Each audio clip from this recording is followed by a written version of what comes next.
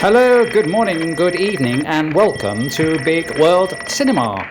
Without further ado, we'll continue with what you're here for. And to ensure this channel survives, please don't skip the ads. Thank you. It's the beginning of July, what is considered as summer in the Philippines. I'm in Manila, where I've stayed for almost 2 months now. It's damn hot. There's only 2 seasons in the Philippines, wet and dry. But I can't really distinguish between wet and dry seasons. It's hot every day. I've lived in the Philippines over 3 years now. I can tolerate the heat. For me, it just feels hot and hotter. Just gets hotter during the monsoon season. But going outside during the heat of the day, even as the Noel Coward song goes, that only mad dogs and Englishmen go out in the midday sun, it feels pretty uncomfortable at this time of year. If I do have to go outside, I shield the sun with an umbrella. I've never done that before.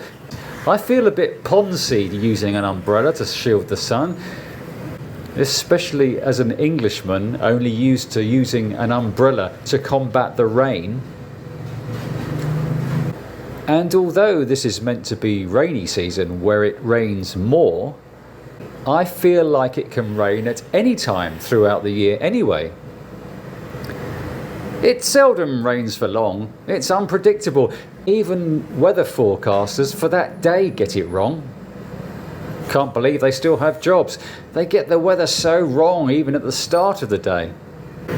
But the showers are normally so quick, the forecasters will hope nobody's noticed, so we can't complain how shit they are at their jobs. Some storms do arrive that linger for hours, however. Amazingly, forecasters are able to excel here, seeing as the entire radar is consumed by black cloud. So this would be a good time of year to return to your home country. In fact, summer would be the only time I'd choose to return to the UK. Unless I'm cremated and being returned in an urn to sit on someone's mantelpiece. That's the only time I'd want to be near an open fireplace again, thank you. Dead. And not having to endure another British winter again. When I left the UK in December 2019 as the winter kicked in, my plan had been to maybe stay away for a couple of years and then split the year, 6 months in Asia, 6 months back in the UK. But since COVID happened, the Philippines has become my permanent home. The Philippines is not for everyone. You need to try living here first, before committing. At least come here a few times for a couple of months to test the waters and put yourself about a bit. I mean, you wouldn't commit to the clergyman's daughter before taking her up the aisle, would you? It might not be the right fit for you. Staying here for a few months will give you an introduction to the Philippines culture, but won't be the same as actually settling and living here full time and seeing how well you can tolerate the sound of roosters, car horns and tuneless karaoke at all hours. And you'll be wishing you stayed home on hearing the annoying sound of clackers which have recently hit the streets of the Philippines 40 years after they were popular in your home country when you were a lad. Competing with clackers is the sound of music you'll hear on every street corner. No, not Julie Andrews, but 80s retro, with records remaining unchanged on the turntable from last century, as Filipinos love 80s music, like regressive rock. At least the songs are melodic though. The longer you stay in the Philippines, however, little things will get under your skin and start to irritate you. Guys moving here spend their whole time bitching about the Philippines not living up to their Western expectations. You should team up with like-minded expats from your home country or Lithuania to let off steam every now and again. then go on your merry way. You need to adapt to the culture, tune into the Filipino way of life, and lower your expectations. I know, because there are certain things that irritate, frustrated. If you can't settle here, don't settle here. Nobody's forcing you to spend 12 months in the Philippines every year. Live 6 months in the Philippines and go back to your home country for 6 months. Then you can keep track of how big your first American wife is growing in the flesh, rather than having to FaceTime her where she looks even larger on screen. Whilst home, you can load up on your extra large t-shirts, which are out of stock, sir, in the Philippines. Renew your bank cards, get your teeth fixed, order new prescription glasses, buy a laptop, and those books you've been unable to locate in Asia. Stock up on other essentials to bring back with you when you return to the Phils. Enjoy a proper full English breakfast or Jack Link's beef jerky. You've been unable to put your greasy palms around on Masbate Island as such in the UK anymore.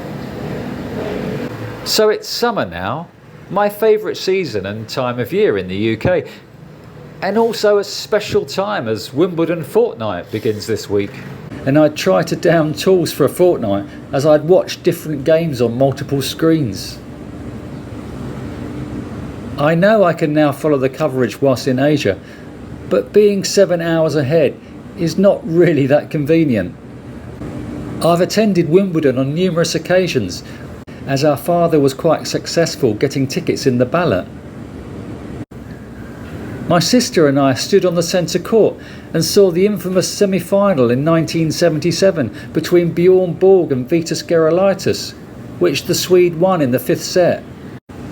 On my last visit to Wimbledon with Caffrey, I was sat on an outside court waiting for a couple of Brits who'd be playing doubles, and Rafa Nadal came to practice. You could feel the aura surrounding him. A tennis legend within 10 metres of me. His stroke play was frantic, and this was just him practicing. Before I moved to Asia, I lived by the coast in Brighton for almost 10 years. Brighton has a lovely promenade between Brighton and Hove. I'd regularly head to the seafront to walk along the coast. Living by the sea is spiritually uplifting for me. I had 3 favourite spots where I'd sit on the seafront, moving around during the day for a change of scenery. There was the upturned boat near the hut selling seafood. I got friendly with the vendors as I was there on most sunny days. There was a cafe at Hove Lawns which I'd also go to. But my favourite place in Brighton was the Pump Room Cafe. They'd created a volleyball court with sand. It was a sun trap. It had a great vibe with a relaxing ambience, probably stimulated by the smell of ganja in the air. I'd sit with my shirt off, drinking cups of tea and eating cheese toasties and reading by book. I'd be happy as a sand boy for hours, until someone I knew, which was normally my friend Brian, who'd turn up to spoil my bliss, having greeted him with a "and you can fuck off." I also miss British pubs. On a sunny day, I love sitting in a beer garden enjoying a pint. Although I shudder to think how much a pint of beer is now.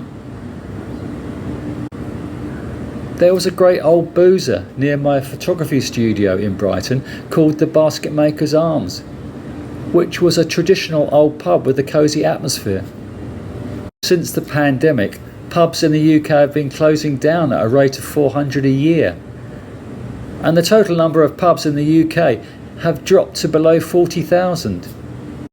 On other sunny days, I'd catch the train to other stations along the coast, such as Worthing, Hastings or Bognor Regis. then start walking along the coast back to Brighton. I love walking. I choose sunny afternoons and walk with my shirt off in tune with my iPod, dancing as I went. Passers-by obviously thought I was crazy, but with the sun on my face and favourite tunes in my ears, I could walk happily for hours, covering distances of up to 16 miles. My favourite stretch was walking from Worthing through Lancing to Shoreham. I also go to the Amex to watch Brighton play football. I've been a Chelsea fan all my life, but wherever I lived, I'd support the local team, which happened to be Brentford for a couple of years when I was living in Ealing and dating a bunny boiler. They had an old boozer on all four corners of their old ground, Griffin Park, which has sadly recently been demolished, having moved to a new stadium. My mate Andy had a couple of season tickets for Brighton that he used to entertain clients, but was invariably let down at the last minute, so I got the nod as I'm more reliable. Brighton were in the Championship at the time, but we were at the Amex when Brighton achieved promotion in 2017. We'd also go to away games and enjoy weekends away, which was great fun, seeing Brighton playing in cities such as Cardiff, Manchester, Middlesbrough and Wolverhampton. We'd have some lovely meals and also take in some culture en route.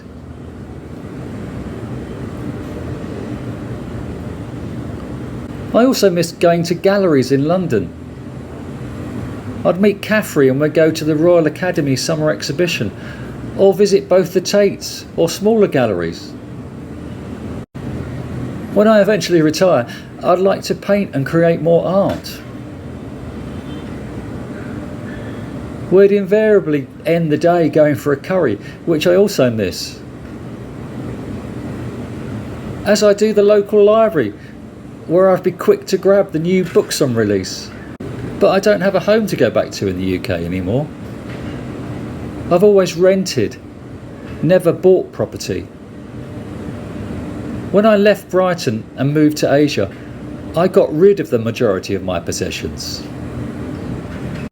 There's an artist called Michael Landy, best known for his performance installation called Breakdown, where he put all his possessions, which amounted to 7,227 items, on a conveyor belt and shredded them. I, in turn, spent the 6 months prior to leaving the UK listing and selling my possessions on eBay, which amounted to around £5,000. I had 6 crates of stuff I couldn't part with though, old memorabilia, photographs, etc., which are sat in a room at my friend Viv's in Tunbridge Wells. I sold a lot of my records on eBay, but my most treasured vinyl is at Caffrey's in Bedford. I'm a minimalist now. I came away with just a small backpack that I could board planes with without putting in the hold. It amazes me seeing young backpackers carrying so much stuff. Don't they realise they can launder their clothing every week? I don't know when I'll return to the UK, and if I do, it'll only be during the summer. British winters never used to bother me, but I physically cannot tolerate them now I'm older. When October came around, knowing that for the next 6 months the temperature won't rise above 10 degrees Celsius was unbearable for me. I suffer with SAD, so spent the 2 winters prior to moving to Asia in sunny climes in Southeast Asia. I'd rather sweat all day than feel a chill in my body and dampened spirit in my brain. The warmth of Asia is so much better for my mental health. But maybe 6 months here, 6 months there is something viewers should consider, whilst enjoying the best of both worlds. Maybe once you've been dividing your year up a few times, you'll realise that you would rather be in the Philippines full time, and by then you'll be mellow enough or sedated not to give a damn about the irritabilities you once felt. Just a quick reminder to please click the thumbs up button if you liked the video, or thumbs down button if you didn't, obviously. Thank you.